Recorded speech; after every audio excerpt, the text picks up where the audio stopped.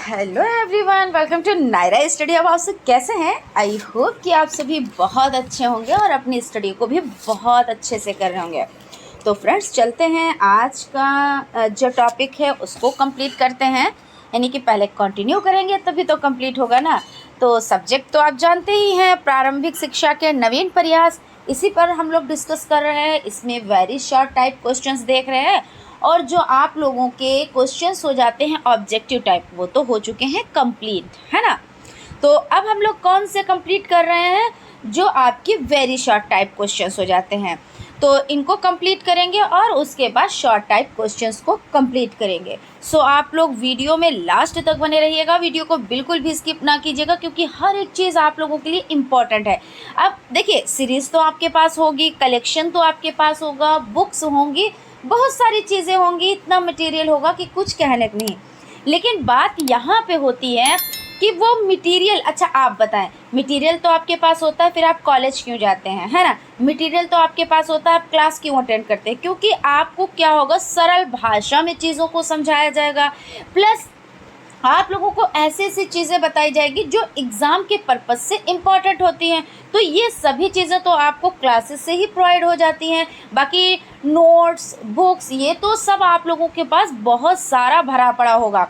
और एक चीज़ मैं बताना चाहूँगी, जो नोट्स को लेकर बड़ा लोग क्या रहते हैं, एक्टिव रहते हैं कि हमें किसी तरह से PDF नोट्स मिल जाए भाई, ठीक है, उसके लिए हमें कितना भी पैसा देना पड़े, और लेकिन हम नोट्स ले लेंगे। अच्छा ये बताएं, नोट्स का मतलब क्या होता है? नोट्स का मतलब होता है कि आपको कॉपी मिल गई, ठीक है, कॉपी तो आपके पास है। अभी हमने आपसे कहा कि आपके पास सीरीज़ होंगी, आपके पास बुक्स होंगी, बहुत सारा कलेक्शन होगा, लेकिन उससे क्या आप पढ़ पा रहे हैं? या PDF नोट्स जो आपके मोबाइल में है, क्या आप रोज़ पढ़ते हैं उसको, रिवीजन करते हैं उसको, है ना? इतना पॉसिबल तो नहीं हो पाता है। लेकिन जो रोज़ आप क्लास अटेंड करते हैं, अपने हाथ से यानी हैंड राइटिंग नोट्स बनाते हैं, उसका क्या कहना है ना। उसमें क्या होता है, आपकी उंगलियां लिखती हैं, आंखें देखती हैं, माइंड सोचता है, और उसके बाद क्या होता है, जब आप उसको सॉल्व करना चाहते हैं, जब भी आपसे पेपर्स सॉल्व कराए जाते हैं या ऐसे क्लासेस आप लोगों के सम्मुख लाए जाते हैं जिसमें आपको कहते हैं कि ये प्रैक्टिस सेट है, तो आप क्या करते हो, आप फटाफट से कर ले जाते हो। क्यों? क्योंकि आपने नोट्स बनाए। कहीं कहीं पे ऐसा लगता है कि चारों ऑप्शन सही हैं, लेकिन नहीं, हमने पढ़ा था ये ऑप्शन ज़्यादा राइट है, और वो राइट होता भी है। तो यानी कहने का मतलब हमारा ये है कि आप लोग नोट्स के चक्कर में बहुत ज़्यादा ना पड़े।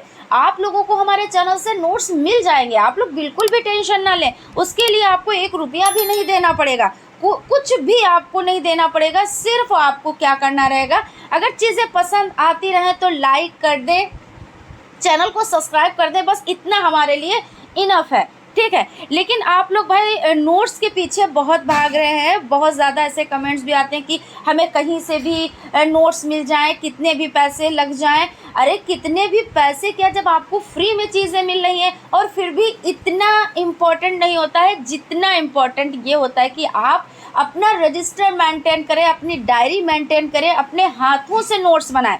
अच्छा एक चीज़ बताएं, थोड़ा सा हम लोग करेंगे, थोड़ी सी डिस्कस कर लें, उसके बाद हम लोग क्लास की तरफ चलते हैं, क्योंकि रोज़ रोज़ तो ये चीज़ें हम नहीं शामिल करेंगे, कभी कभी ये चीज़ों को शामिल करना रहता है।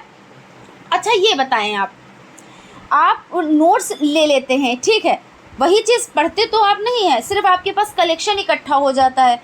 तो कलेक्शन इकट्ठा अभी से आप क्या करेंगे करके, पहले आप पढ़ाई तो करें, अपनी तैयारी तो अच्छे से करें। जब आपकी तैयारी हो जाएगी, रिवीजन के लिए आपको नोट्स प्रोवाइड हो जाएंगे। और पहली बात, आपके जो रजिस्टर में इतने हम पॉइंट्स रोज़ आपसे कहते चलते हैं कि भाई आप लोग नोट्स बनाए, स्टार्टिंग में भी कहते हैं, फिर बीच बीच में भी कहते चलते हैं, उसके बाद लास्ट में भी हम कहते हैं कि भाइयों बहनों सभी लोग आप लोग नोट्स करें, तैयार करें, अपने मेंटेन करें। तो क्यों नहीं आप लोग करते हैं, है ना। तो ये सभी चीज़ें हैं। बाकी आप बहुत ज़्यादा नोट्स के पीछे ना भागें, और आपको फ्री में नोट्स मिलेंगे हमारे चैनल पर, आप लोगों को फ्री में नोट्स मिलेंगे। और ये हम गारंटी लेते हैं कि जो नोट्स होंगे, जो आपके क्लासेस होंगे, इससे बाहर कुछ भी नहीं आएगा। क्योंकि जो चीज़ें आती हैं वो सिलेबस से आती हैं, और मोस्ट इम्पॉर्टेंट चीज़ें भी हम कराते हैं। अभी देखिए हम पूरी सीरीज़ को करा रहे हैं, फिर आपका क्या रहेगा, जो उससे भी इम्पॉर्टेंट क्वेश्चंस होंगे वो भी हम लेकर आएंगे। फिर उसके बाद क्या होगा, जो आपके सॉल्व पेपर हैं वो भी हम लेकर आएंगे। तो बचेगा क्या, ये आप बताएं, कुछ भी तो नहीं बचेगा। और उसके बाद एक क्लास ऐसी लेके आते हैं कि बहुत छोटी क्लास होती है, लेकिन उसमें पूरा एक सब्जेक्ट, एक विषय पूरा होता है, जिसमें सभी चीज़ों का निचोड़ होता है। ठीक है, तो अगर आप इतना पढ़ लेंगे, फिर आप बताएं आपको सफल होने से कौन रोक सकता है, कोई भी तो नहीं। तो इसलिए आप मन लगा के पढ़ाई करें, अच्छे से नोट्स बनाएं, पीडीएफ नोट्स के चक्कर में ना पड़े, इधर उधर से ये नोट्स मिलेंगे, कितना भी पैसा हमारा लग जाए, हमको नोट्स बस जल्दी से मिल जाए और हम बहुत सारा कलेक्शन बना के अपनी टेबल पे सजा लें, ऐसा नहीं है ना। तो फ्रेंड्स, आई होप आप लोग समझ गए होंगे कि मैं क्या कहना चाहती हूँ। और चलते हैं हम लोग क्लास की तरफ। क्लास जो आपका हो जाता है, इसमें फर्स्ट नंबर का जो क्वेश्चन हो जाता है वो क्वेश्चन आपका है यहाँ पे, हमारी परीक्षा प्रणाली का उद्देश्य क्या है। देखिए अभी इतनी देर से हम कम से कम 5 से 6 मिनट से चिल्ला रहे हैं, चीख चीख के आप लोगों को बता रहे हैं, और वही यहाँ पे शिक्षा प्रणाली भी आ गई।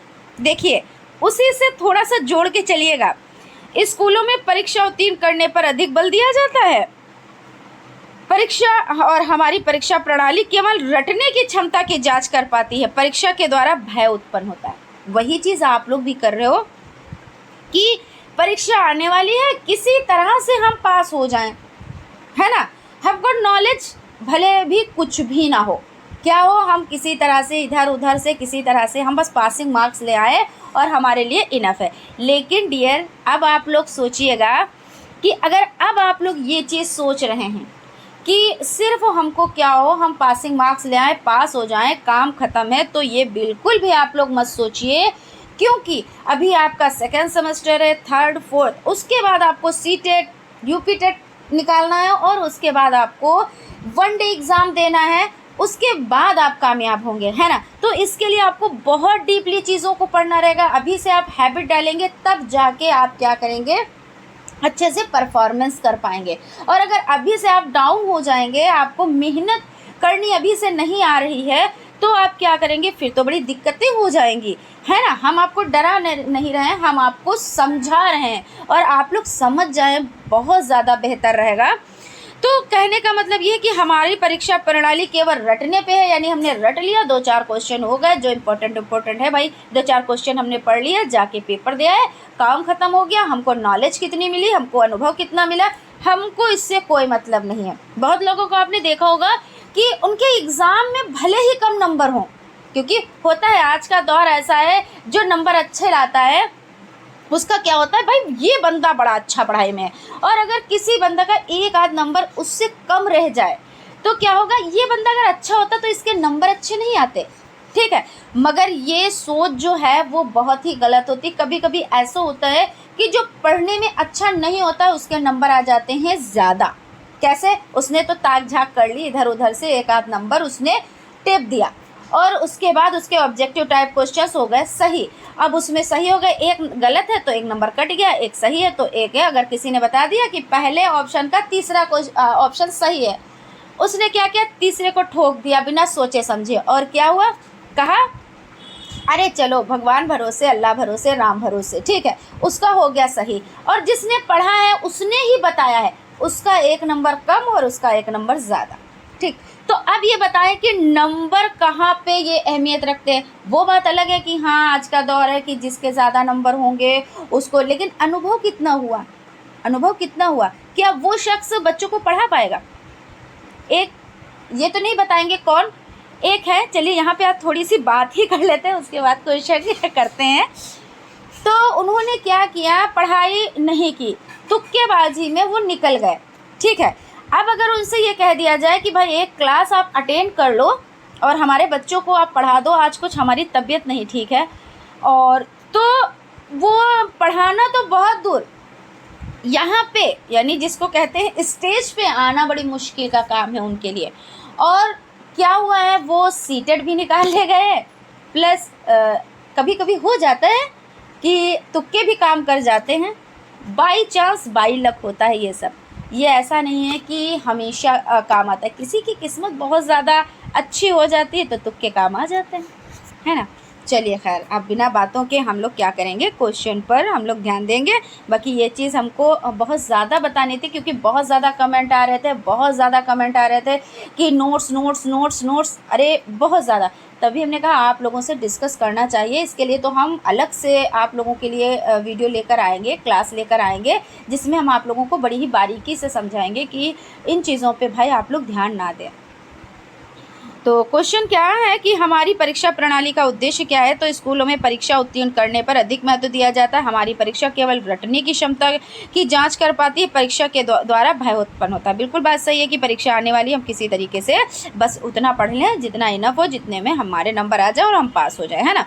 पी मोस्ट कार्यक्रम को ऑपरेशन ब्लैक बोर्ड में परिवर्तित करने का निर्णय कब लिया गया। तो ऑपरेशन ब्लैक बोर्ड योजना के अंतर्गत विद्यालयों को न्यूनतम शिक्षण सामग्री उपलब्ध करा देने के उपरांत वर्ष 1990 के विस्तृत अभिविन्यास कार्यक्रम पी मोस्ट सामान्य को P most operation black board में परिवर्तित कर देने का निर्णय लिया गया। ठीक है, चलते हैं अगले क्वेश्चन की तरफ। क्वेश्चन आपका हो जाता है, प्राथमिक शिक्षकों का विशेष अनुस्थापन कार्यक्रम SOPT किस वर्ष प्रारंभ किया गया। तो भारत सरकार के मानव संसाधन विकास मंत्रालय के अंतर्गत प्राथमिक विद्यालय के अध्यापकों के विशेष अनुस्थापन हेतु चलाई जा रही आयोजित योजना को सॉफ्ट के नाम से जाना जाता है और इस कार्यक्रम का आरंभ वर्ष 1993-94। आप लोग सन बहुत अच्छे से याद रखिएगा। इनकी सबकी फुल फॉर्म्स बहुत पूछी जाती हैं, मतलब जितने बार हम कहें उससे भी ज़्यादा इम्पॉर्टेंट है।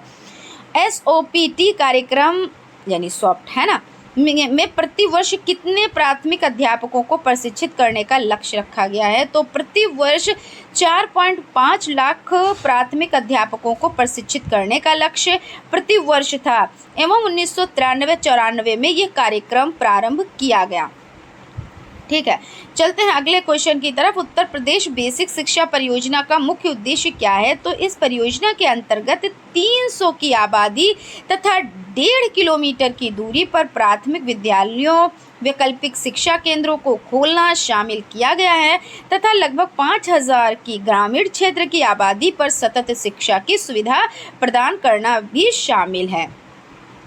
उत्तर प्रदेश बेसिक शिक्षा परियोजना का मुख्य कार्य बताएं। तो इसके अंतर्गत राज्य, जनपद तथा स्थानीय स्तर पर विभिन्न इकाइयों के माध्यम से पूरे राज्य के 6 से 14 वर्ष के 100% बच्चों का नामांकन करना तथा विद्यालय सुविधा का नियोजन एवं प्रबंध करना शामिल है। तो आपको पता है 6 से 14 वर्ष तक सभी पढ़े, सबका नामांकन, है ना। तो इसीलिए ये सभी योजनाएं चलाई गई हैं। मिड डे मील योजना चलाई गई है और बच्चों को देखिए कितनी सुविधाएं मिल रही हैं। खिलौने, ड्रेस, पेंसिल, रबड़, कॉपी, हर एक चीज़ वहीं से मुहैया हो रही है, इसलिए कि कोई प्रॉब्लम ना आए। क्योंकि कुछ प्रॉब्लम्स हो जाती हैं आर्थिक जो होती हैं, तो उसमें ये होता है भाई मम्मी पापा कहते हैं हम नहीं पढ़ा पाएंगे बच्चों को, तो वो भी प्रॉब्लम ख़त्म कर दी गई है कि आप सिर्फ अपने बच्चे को स्कूल भेजें बस, और आपकी कोई वहाँ पे ये नहीं है कि आपको फ़ीस जमा करनी है, आपको कॉपी किताबों से मतलब है, आपको भोजन से मतलब है, आपको किसी चीज़ से मतलब नहीं। सिर्फ आप अपने बच्चे को क्या करें, विद्यालय में भेजें। तो इतना तो मम्मी पापा, भाई सभी के मम्मी पापा चाहते हैं कि हमारे बच्चे पढ़ें, लेकिन कुछ लोगों की यह होती है कि आर्थिक स्थिति की वजह से वो नहीं पढ़ा पाते थे।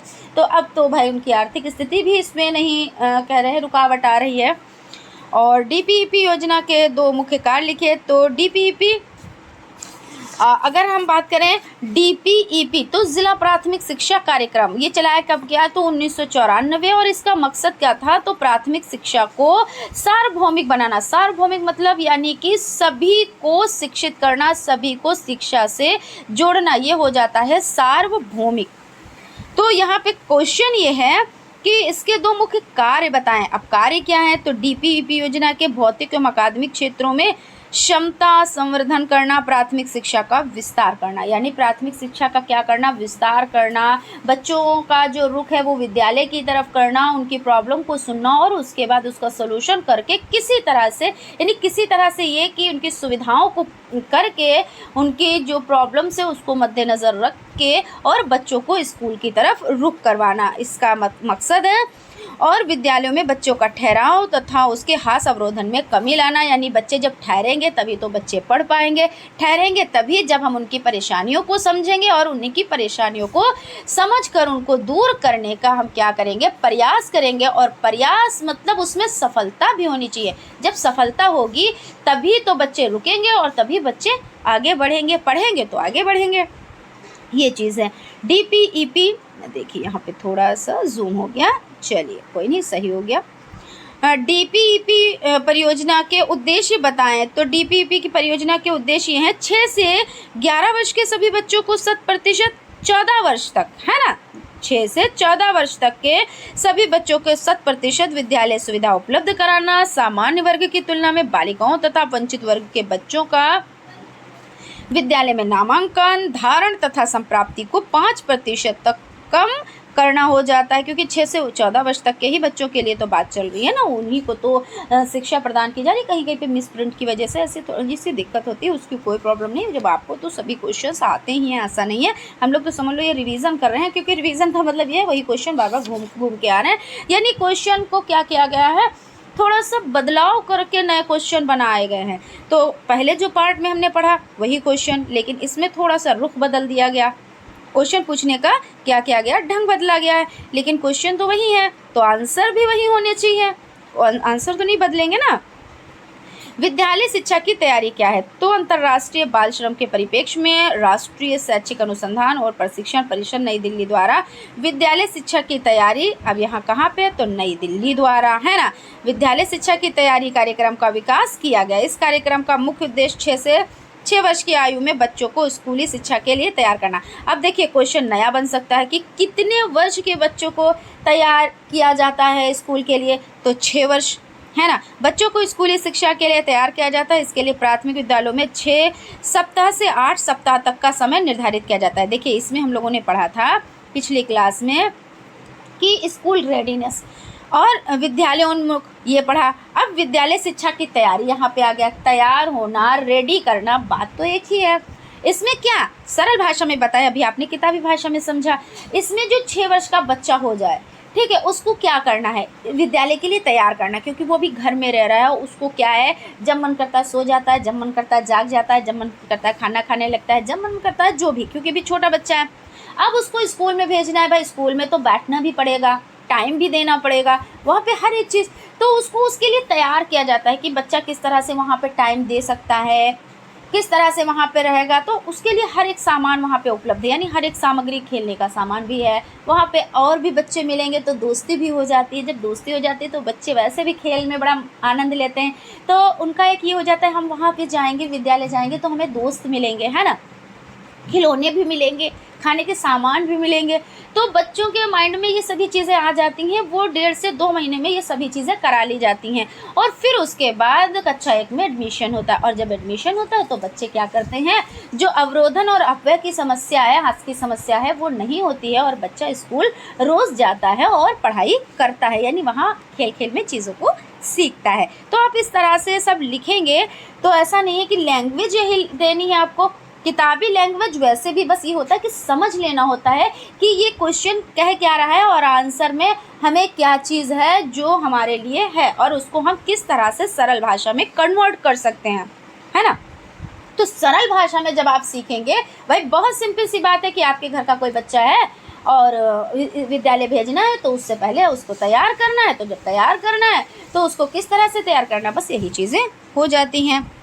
उसके बाद चलते हैं, संपूर्णता साक्षरता अभियान का प्रेरक वाक्य है, एक पढ़ाए एक, ये हो जाता है। इसको आप लोग याद कर लीजिएगा, बहुत अच्छे से रट लीजिएगा। श्री रामपुर त्रिमूर्ति से आप क्या समझते हैं, तो श्री रामपुर नामक स्थान के 3 missionary William Carey, William Ward तथा जोशुआ मार्गमैन श्री रामपुर त्रिमूर्ति के नाम से प्रसिद्ध हैं। तो ऐसे क्वेश्चन भी बन सकता है कि कौन कौन कौन त्रिमूर्ति के नाम से प्रसिद्ध है, कहाँ पे, तो जगह भी पूछ सकते हैं, उनके नाम भी पूछ सकते हैं। तो यानी जब आपको ये पूरा आंसर आ रहा होगा, ये आ रहा होगा कि श्री रामपुर नामक स्थान, कहाँ, तो श्री रामपुर नामक स्थान plus 3 missionary William Carey, William Ward तथा जोशुआ मार्श। नाम याद है, आपने लिख दिया, बात खत्म हो गई। ये क्या है? तो त्रिमूर्ति के नाम से प्रसिद्ध है। ऐसे भी हो सकता है कि नाम दे दें, अब ये 3 नाम, ए ऑप्शन में 3 नाम और भी कोई दे दें, 3 नाम और भी कोई दे दें, उसके बाद पूछें कि इसमें से बताएं त्रिमूर्ति के नाम से कौन प्रसिद्ध है। तो आपको पता है कि ये है missionary William Carey, William Ward, William Joshua. तो ये आप टिक कर देंगे, टिक वाले हैं तो टिक कर देंगे। अगर आपका वेरी शॉर्ट में है तो वेरी शॉर्ट में आप लिख देंगे। अगर शॉर्ट में आ जाए तो उनके बारे में थोड़ा सा लिखना होता है ना, यही तो होता है। यानी अगर आप 2 ऑब्जेक्टिव टाइप क्वेश्चन, यानी ऑब्जेक्टिव टाइप और वेरी शॉर्ट टाइप में तो कोई फ़र्क ज़्यादा नहीं होता, उसमें टिक करना होता है, उसमें उसके बारे में लिखना होता है। वे और जो शॉर्ट होते हैं, अगर आप वेरी शॉर्ट 2 तैयार करेंगे तो उसी टॉपिक से तो आप एक शॉर्ट लिख सकते हैं, ऐसा मान के चलें। ऑपरेशन ब्लैक बोर्ड योजना के क्रियान्वयन का मूल्यांकन कब किया गया? तो वर्ष 1992 में इसका मूल्यांकन करके संशोधन किए गए। ऑपरेशन ब्लैक बोर्ड योजना का उद्देश्य क्या था? इस योजना का उद्देश्य प्राथमिक विद्यालयों में कमरों, पाठ्य सामग्री तथा शिक्षण उपकरण जैसी सुविधाएं उपलब्ध कराना था। पी मोस्ट कार्यक्रम, तो पी मोस्ट कार्यक्रम में विद्यालयों के अध्यापकों के विस्तृत एवं सघन प्रशिक्षण की व्यवस्था की गई। किसके? तो यहाँ पे ध्यान दीजिए, विद्यालयों के अध्यापकों के लिए है ये पी मोस्ट कार्यक्रम, विद्यालयों के अध्यापकों के लिए। उत्तर प्रदेश सभी के लिए शिक्षा परियोजना का मूल कार्य क्या है? उक्त परियोजना में मूलतः 2 कार्य, प्रबंधकीय व्यवस्था तथा अकादमिक व्यवस्था। जिला प्राथमिक शिक्षा कार्यक्रम प्रथम कब प्रारंभ किया गया, यानी पहली बार कब प्रारंभ किया गया? जिला प्राथमिक शिक्षा की बात यहाँ पे हो रही है, वरना वर्क तो 1800 से चल रहा है। कभी उतार, कभी चढ़ाव, कभी सफलता, कभी विफलता, ये सभी तो चीज़ें होती। भाई हम ही कोई वर्क करें, आप ही कोई वर्क करें, तो एक मूल मंत्र होता है, उसको आप लोग हमेशा याद रखिएगा कि सफलता से पहले विफलता को सोचना। जिसने ये चीज़ सोची उसकी सफलता निश्चित है, क्योंकि ये नहीं सोचना चाहिए बस हम कर रहे हैं हमको बस सक्सेस मिलेगी। ऐसा भी सोच के चलें कि हो सकता हमें नहीं भी मिले, लेकिन मेहनत नहीं छोड़ेंगे, मेहनत हम उतनी ही करेंगे, फिर आपको कोई फेल करने वाला नहीं है, आप कामयाब हो ही जाएंगे। बस मूल मंत्र ये होता है। जिला प्राथमिक शिक्षा कार्यक्रम कब प्रारंभ हुआ? तो जिला प्राथमिक शिक्षा कार्यक्रम प्रथम का प्रारंभ वर्ष 1997 से हुआ है। जिला प्राथमिक शिक्षा कार्यक्रम किसकी सहायता से संचालित किया गया? तो जिला प्राथमिक शिक्षा कार्यक्रम DPEP, district primary education programme, याद रखिएगा, विश्व बैंक की वित्तीय सहायता से। किसकी सहायता से? तो विश्व बैंक की सहायता से प्रारंभ किया गया। अब इसमें देखिए कितने क्वेश्चन छिपे हुए हैं। जिला प्राथमिक शिक्षा कार्यक्रम, तो जिला प्राथमिक शिक्षा का मतलब क्या होता है? एक क्वेश्चन तो यहाँ पे हो गया, आप लोग कमेंट कीजिएगा। DPEP यानी डिस्ट्रिक्ट प्राइमरी एजुकेशन प्रोग्राम, एक क्वेश्चन इसका हो गया। फुल फॉर्म हो गई किसकी सहायता से? तो विश्व बैंक की वित्तीय सहायता से। देखिए छोटे से क्वेश्चन में, कहते हैं ना छोटू सा क्वेश्चन है और इसमें कितने पॉइंट्स छिपे हुए हैं, तो सभी पॉइंट्स को आप लोग अच्छे से ध्यान दिया कीजिए। यही बारीकियाँ जो है वो आपको दूसरों से अलग करती हैं, और जो इन बारीकियों को नहीं समझ पाता है तो वो भीड़ में ही रहता है, क्योंकि हमें क्या करना है, हमें भीड़ से अलग दिखाई देना है। राष्ट्रीय साक्षरता मिशन की स्थापना कब हुई? तो 5 मई 1988 ईस्वी को राष्ट्रीय साक्षरता मिशन की स्थापना राष्ट्रीय स्तर पर की गई। प्रशासनिक राष्ट्रीय स्तरीय राष्ट्रीय बालिका शिक्षा योजना की संकल्पना कब की गई? इस परियोजना की संकल्पना सर्व शिक्षा अभियान के अंतर्गत सितंबर 2003 में की गई। अच्छा, एक क्वेश्चन हम आपसे करते हैं, आप लोग कमेंट ज़रूर कीजिएगा कि एक देश यानी एक जगह ऐसी है, चलिए हम जगह अच्छा बता देते हैं, जो महाराष्ट्र है, ठीक है ना। तो महाराष्ट्र की सरकार ने क्या किया है, क्या योजना चलाई है? वहाँ पे एक योजना चलाई है, आप लोग सिर्फ उस योजना का नाम बताइएगा और उसके बारे में हम आपको बताते हैं। अब आप कहेंगे कि मैम ये आप यहाँ पे पूछ रही हैं क्वेश्चन, तो इसका भी एक लॉजिक है, इसका भी एक ये है कि बहुत अच्छा वर्क वहाँ पे हो रहा है इस योजना के तहत। महाराष्ट्र की सरकार ने ये किया है कि जिसने इंटर पास कर लिया उसको 6,000 रुपये मंथली मिलेगा, और जिसने डिप्लोमा किया है उसको 8,000 रुपये प्रति माह मिलेगा, और जिसने स्नातक किया है उसको 10,000 रुपये प्रति माह मिलेगा। अब ये रुपए मिलेंगे क्यों? तो आपको पता ही है कि भाई पढ़ाई करने में बहुत सारी दिक्कतें आती हैं। सबसे ज़्यादा अगर कोई दिक्कत आती है तो फाइनेंशियल प्रॉब्लम ही आती है। और कहते हैं कि नौकरी करके क्या करोगे, सॉरी नौकरी नहीं, यहाँ पे थोड़ा सा मिस्टेक हुई है कि नौकरी तो मिलनी नहीं है, ठीक है, पढ़ाई करके क्या करोगे। तो इसके पहली बात तो खिलाफ़ रहते हैं घर वाले। दूसरी बात ये है कि जो बच्चा पढ़ना भी चाहता है कि नहीं हमको पढ़ना है, हमको आगे बढ़ना है, पढ़ना है, हमको आगे बढ़ना है, तो उसके सामने क्या है, जब घर वाले भी राज़ी नहीं हैं, कह रहे हैं कि नौकरी तो मिलनी नहीं है, पढ़ लिख के क्या करोगे, इससे अच्छा अपना कोई बिजनेस करो, इससे अच्छा अपना कोई वर्क करो, तो इससे ये तो होगा तुम्हारी जीविका तो चलेगी, है ना। तो वहाँ पे इतनी अच्छी योजना चलाई जा रही है जिससे घर वाले भी नहीं कहेंगे कि भाई तुम ना पढ़ो, है ना। भाई तुमको मिल रही है स्कॉलर मंथली के हिसाब से, भाई कम नहीं होते हैं कि इंटर पास किया तो 6,000 रुपये, डिप्लोमा किया तो 8,000 रुपये, और अगर स्नातक किया तो 10,000 रुपये मंथ में अगर आ रहे हैं तो अच्छे से आप अपना क्या कर सकते हैं, अपनी पढ़ाई में जो भी मटीरियल लगता है, जो भी चीज़ें लगती है, जो भी खर्चा आता है, आप उसको कर ले जाएंगे। और जब आप उसको कर ले जाएंगे तो आप अच्छे से अच्छी पढ़ाई कर पाएंगे। तो आपको इस योजना का नाम बताना है। और एक चीज़ और कहेंगे, वैसे अपने यहाँ भी ये योजनाएं चलनी चाहिए। क्यों? क्योंकि बहुत लोग बहुत ज़्यादा परेशान होते हैं जिसकी वजह से उनको पढ़ाई नहीं कर पाते, आगे नहीं बढ़ पाते। बहुत ऐसे लोग भी हैं, बहुत माइंडेड लोग जो आगे बढ़ना चाहते हैं, कुछ करना चाहते हैं लेकिन नहीं कर पा रहे हैं। तो ऐसी योजनाएं अपने यहाँ भी चलनी चाहिए, है ना। आप लोग सहमत है ना। चलिए खैर चलते हैं हम लोग क्वेश्चन की तरफ, और आप लोग आंसर ज़रूर बताइएगा कि योजना का नाम क्या है। कस्तूरबा गांधी बालिका विद्यालय में किन किन बालिकाओं का प्रावधान है। तो बालिका शिक्षा के अंतर्गत से 12 की बालिकाओं, विशेषकर शाला त्यागी बालिका, शाला त्यागी यानी जो किसी वजह से स्कूल को छोड़े हैं, है ना, कि भाई बहुत सी प्रॉब्लम होती है कि लड़कियां कैसे, भाई जाने आने का साधन नहीं होता है, दूर है इसलिए नहीं भेजा जाता है, लड़कियों को खास तौर से ऐसा हो जाता है। तो कस्तूरबा गांधी आवासीय बालिका विद्यालय की स्थापना का प्रावधान है। वहाँ पे आवास भी मुफ्त में मिलता है, खाना भी मिलता है, और भी सामान, सभी चीज़ें मिलती हैं। तो बालिकाओं के लिए 6 से 8 वर्ष की बालिकाओं के लिए, तो बालिकाएँ जो 6 से 8 होती हैं बड़ी भी हो जाती हैं, है ना। हालांकि बालिका तो कहीं पे भी बड़ी हो या छोटी हो सुरक्षित तो नहीं है, खैर वो चीज़ तो आपको सभी को पता है। उसके बाद है आरंभिक बाल्यकाल शिक्षा और यानी बाल माध्यम प्रयोगशाला परियोजना ECCE किसकी सहायता से चल रही है। अब यहाँ पे एक पहला क्वेश्चन, सबसे पहला क्वेश्चन में ही क्वेश्चन है, ECCE की फुल फॉर्म, तो yearly childhood care and education, बहुत इम्पोर्टेंट, याद रखिएगा, ध्यान में रखिएगा। तो यूनिसेफ की वित्तीय सहायता से राष्ट्रीय शैक्षिक अनुसंधान और प्रशिक्षण परिषद NCCE, तो NCERT की फुल फॉर्म कौन बताएगा भाई, कमेंट कीजिए। NCERT की फुल फॉर्म चलिए हम ही बताते हैं और आप लोग भी कमेंट कीजिएगा, national council of education research and training, और इसकी स्थापना 1961। टाइम की बात करें, डेट की बात करें तो 1 सितंबर, बहुत इम्पॉर्टेंट है भाई। तो इसके निर्देशन में ये 10 राज्यों में चल रही है। तो क्वेश्चन ऐसे भी आ सकता है कि यूनिसेफ की वित्तीय सहायता कितने राज्यों में चल रही है, तो 10 राज्यों में चल रही है, फर्स्ट क्वेश्चन।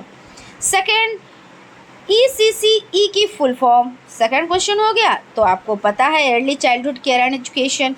उसके बाद NCERT की फुल फॉर्म, तो national council of education research and training. चौथा क्वेश्चन कब, तो 1961। पांचवा क्वेश्चन, टाइम क्योंकि कभी कभी आ जाता है 1 सितंबर, 20 सितंबर, 4 अगस्त, 5 सितंबर, इस तरह से, तो आपको पता है 1961 1 सितंबर। देखिए कितने क्वेश्चन तैयार हो गए आपके, कम से कम 5 से 6 क्वेश्चन। अगर इसको 6 ना माने तो 5 ही मान ले कि हो सकता है भाई 1961 1 सितंबर, लेकिन आपको पता तो होना चाहिए। तो 5 से 6 क्वेश्चन यहाँ पे आपके तैयार हो जाते हैं। और प्लस हाँ, कितने राज्यों में, तो 10 राज्य। उसके बाद जो राज्य हैं उनके भी नाम पूछ सकते हैं। तो इस तरह से ऐसे जो क्वेश्चन हो उनको अंदर एकदम डीप में आप चले जाएं और चीज़ों को आप सीख लें। ECC योजना किन राज्यों में चल रही है, देखिए आ गया क्वेश्चन। अभी हमने आपसे कहा कि ये भी पूछ सकते हैं कि जिनमें चल रहा है उनके नाम बताएं। तो यहाँ पे बिहार, गोवा, कर्नाटक, मध्य प्रदेश, नागालैंड, उड़ीसा, और आपका क्या हो जाता है राजस्थान, तमिलनाडु और उत्तर प्रदेश, कुल 10 राज्य में चल रही है। बालक का बेहद संवेदनशील व संभावना से परिपूर्ण समय कौन सा होता है, तो प्रारंभ के 8 वर्ष, तो 6 से 14 वर्ष, और इसी में क्या कहा गया कि बच्चों को निःशुल्क और अनिवार्य शिक्षा देना चाहिए और ज़रूर से ज़रूर देना चाहिए। और इसी पे इतने प्रयास किए जा रहे हैं, इतनी योजनाएं चलाई जा रही हैं जो आपके सम्मुख है ना। सभी बच्चे यानी बच्चों, जाति, लिंग व वर्ग समुदाय के भेदभाव के बिना शिक्षा के अवसर प्राप्त होने का तात्पर्य क्या है? तो प्रारंभिक शिक्षा का सार्वभौमिकरण क्या है? तो प्रारंभिक शिक्षा का सार्वभौमिकरण यानी सभी के लिए। और वर्तमान में कौन सी कक्षा तक की शिक्षा अनिवार्य प्रारंभिक रूप से स्वीकार की गई है? तो 1 से 8 वर्ष यानी 1 से 8 तक का। स्वतंत्रता से पूर्व जनसाधारण की शिक्षा पर किस किस ने बल दिया? तो हंटर कमीशन ने और वुड डिस्पैच। यहाँ पे देखिए क्वेश्चन समझिएगा, स्वतंत्रता से पूर्व जनसाधारण की शिक्षा पर किस किस ने बल दिया? तो हंटर कमीशन और वुड डिस्पैच। पूर्व की बात हो रही है, तो जहाँ पे इस तरह से क्वेश्चन हो कि पूर्व लगा हो तो थोड़ा सा क्या है, चीज़ों को समझ के कीजिएगा। स्वतंत्रता के पश्चात प्रारंभिक शिक्षा को अनिवार्य व सर्वसुलभ बनाने का प्रथम प्रयास तो 1893 इसमें बड़ौदा नरेश सयाजीराव गायकवाड़ का। देखिए हमने आपको बताया ना 1800 से चल रही हैं बातें, काम भी किए जा रहे हैं और आज यहाँ पे चीज़ें आ गई, क्योंकि स्वतंत्रता के समय कहीं कहीं पे ऑप्शन में 14 मिल जाता है, वरना 18% शिक्षा थी। आज क्या है 74+ लोग शिक्षित हैं अपने यहाँ। तो यानी क्या हुआ, ये योजनाएं चलाई गई, इसमें लोगों को जोड़ा गया, तो आज ये प्रतिशत बन रहा है ना। तो जब ये प्रतिशत बन रहा है तो एक दिन ऐसा भी होगा कि बहुत अच्छा प्रतिशत बनेगा जो कि सबसे ऊपर प्रतिशत होगा अपने यहाँ का, है ना।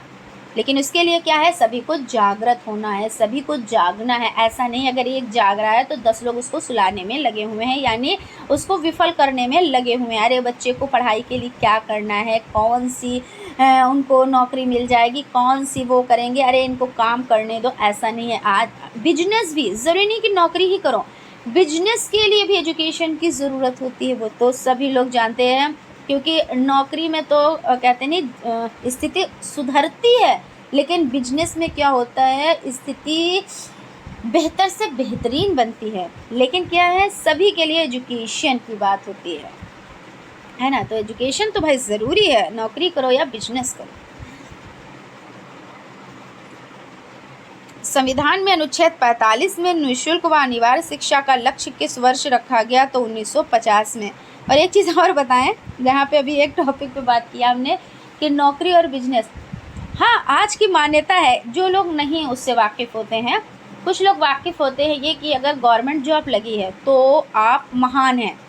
अगर आप बिजनेस कर रहे हो और आप लाखों में कमा रहे हैं, तब भी क्या कहेंगे, अरे पढ़ा लिखा सब कुछ काम कर रहे हैं, नौकरी तो कहीं नहीं लग गई। लेकिन उनको ये भी नहीं पता होता है कि जितना नौकरी पेशा 1 महीने में कमा रहा है वो बंदा 1 हफ्ते में कमा रहा है। क्योंकि बिजनेस भाई जितना आप लगाएंगे, बिजनेस का मूल मंत्र होता है कि सबसे पहले ये कि रिस्क, पैसा लगाएंगे रिस्क होता है। दूसरा ये होता है कि हार भी हो जाए, वही रिस्क का मतलब हार भी होती है, जीत भी होती है। जीत हो जाती है तो आप जितना पैसा लगा होते हैं उसके 10 गुना, 20 गुना, 50 गुना मिलता है ना।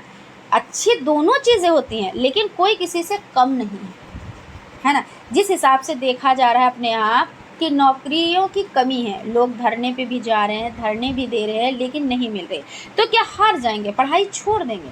नहीं, हम अगर हमको क्या करना है, हमको अपनी जीविका तो चलानी, हमको आगे भी बढ़ना है, सक्सेस भी होना है, तो हम अपना बिजनेस चलाएंगे। बिजनेस में भी हमारी जीविका तो चलेगी और उसके लिए एजुकेशन और हाई एजुकेशन चाहिए हमको, है ना।